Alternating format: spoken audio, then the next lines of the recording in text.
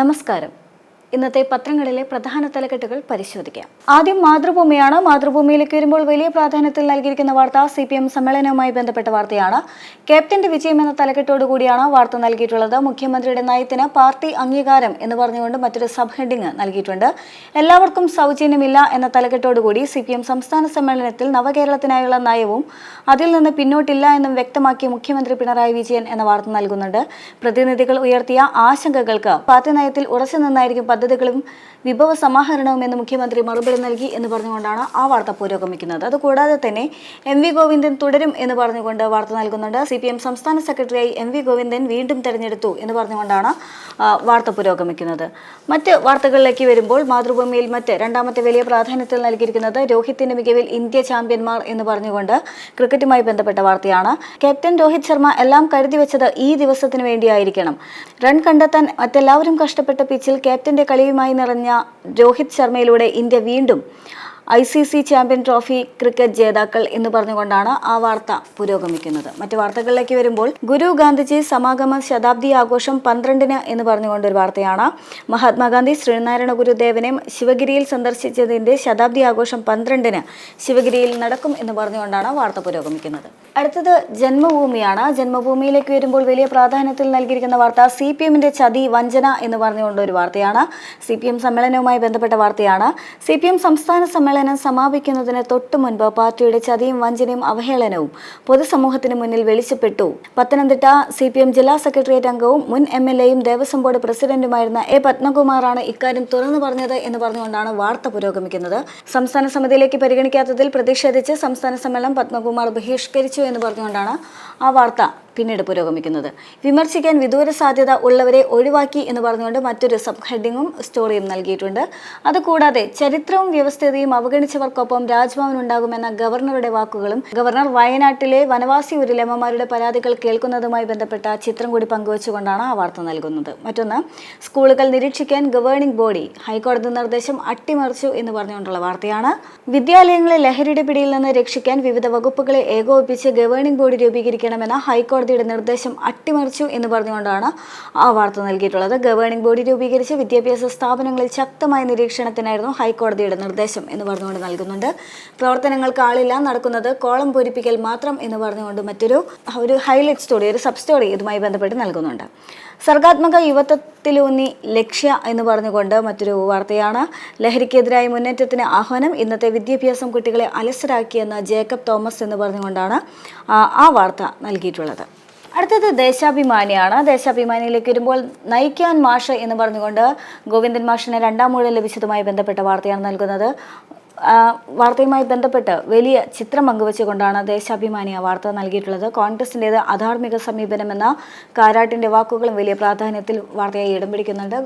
MV Govindan secretary എന്ന് പറഞ്ഞുകൊണ്ട് മറ്റൊരു വാർത്തയും പ്രധാന പേജിൽ ഉൾപ്പെടുന്നുണ്ട്. അതുകൂടാതെ തന്നെ ആരെല്ലാമാണ് സംസ്ഥാന സെക്രട്ടേറിയറ്റ് അംഗങ്ങൾ എന്ന് ഫോട്ടോ സഹിതം നൽകിയിട്ടുണ്ട്. ദേശാഭിമാനിയെ സംബന്ധിച്ച് 2 ഫ്രണ്ട് പേജുകളാണുള്ളത്.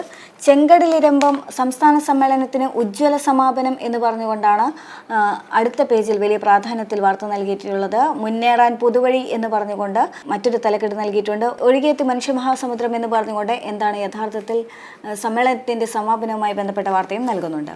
ഇന്ത്യൻ ഹിറ്റ് എന്ന് പറഞ്ഞുകൊണ്ടാണ് ക്രിക്കറ്റുമായി ബന്ധപ്പെട്ട വാർത്ത നൽകിയിട്ടുള്ളത്. ചാമ്പ്യൻസ് ട്രോഫിയിൽ ഇന്ത്യക്ക് 3ാം കിരീടം എന്ന് പറഞ്ഞുകൊണ്ട് ഹൈലൈറ്റ് നൽകുന്നുണ്ട്. ഫൈനലിൽ ന്യൂസിലൻഡിനെ 4 വിക്കറ്റിന് തോൽപ്പിച്ചു എന്ന ഹൈലൈറ്റ് കൂടി ഉൾപ്പെടുത്തുന്നുണ്ട്. സിറിയയിൽ സൈന്യത്തിന്റെ കൂട്ടക്കൊല, മരണം 1000 കടന്നു എന്ന വാർത്തയും ഫ്രണ്ട് പേജിൽ തന്നെ ദേശാഭിമാനി നൽകിയിട്ടുണ്ട്. അടുത്തത് കേരള കൗമുദിയാണ്. കൗമുദിയിലേക്ക് വരുമ്പോൾ CPM സംസ്ഥാന കമ്മിറ്റിയിൽ 17 പുതുമുഖങ്ങൾ, MV ഗോവിന്ദൻ വീണ്ടും സെക്രട്ടറി എന്ന് പറഞ്ഞുകൊണ്ടാണ് CPM സമ്മേളനവുമായി ബന്ധപ്പെട്ട വാർത്ത നൽകിയിട്ടുള്ളത്. ചാമ്പ്യൻസ് ഇന്ത്യ എന്ന് പറഞ്ഞുകൊണ്ടാണ് ക്രിക്കറ്റുമായി ബന്ധപ്പെട്ട വാർത്ത നൽകിയിട്ടുള്ളത്. ഫൈനലിൽ 4 വിക്കറ്റിന് ന്യൂസിലാൻഡിനെ തകർത്തു എന്നൊരു സബ് ഹെഡിങ് കൂടി നൽകുന്നുണ്ട്.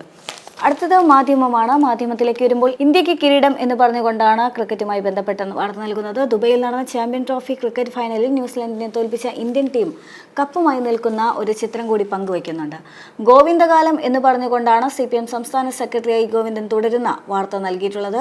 ചെലവഴിക്കാൻ മുറുക്കിപ്പിടിച്ച് എന്ന് പറഞ്ഞുകൊണ്ട് പണമില്ല, ട്രഷറിയിൽ പ്രതിസന്ധി എന്ന് പറഞ്ഞുകൊണ്ട് മറ്റൊരു വാർത്ത കൂടി നൽകുന്നുണ്ട്. സാമ്പത്തിക വർഷത്തെ ഭാരിച്ച ചെലവുകൾ മുൻനിൽക്കെ ട്രഷറി കടുത്ത പ്രതിസന്ധിയിലാണ്. ശമ്പളവും പെൻഷനും ഒഴികെ മറ്റ് ബില്ലുകളൊന്നും മാറാതെ മുറുക്കിപ്പിടിച്ചാണ് ട്രഷറിയിൽ നിന്നുള്ള പണം ചെലവഴിക്കൽ എന്ന് പറഞ്ഞുകൊണ്ടാണ് ആ വാർത്ത പുരോഗമിക്കുന്നത്. കിണർ വൃത്തിയാക്കാനിറങ്ങിയ 2 പേർ ശ്വാസം മുട്ടി മരിച്ചതുമായി ബന്ധപ്പെട്ട വാർത്തയും ഫ്രണ്ട് പേജിൽ തന്നെ ഇടം പിടിച്ചിട്ടുണ്ട്. യുദ്ധവുമായി ബന്ധപ്പെട്ട വാർത്ത നൽകുന്നുണ്ട്. വെടിനിർത്തൽ കരാറിന്റെ 2ാം ഘട്ടം ആരംഭിക്കുന്നതിനുള്ള ചർച്ചകൾക്ക് തുടക്കം കുറിക്കാൻ സന്നദ്ധത അറിയിച്ച് ഇസ്രായേലും ഹമാസും എന്ന് പറഞ്ഞുകൊണ്ടാണ് ആ വാർത്ത പുരോഗമിക്കുന്നത്.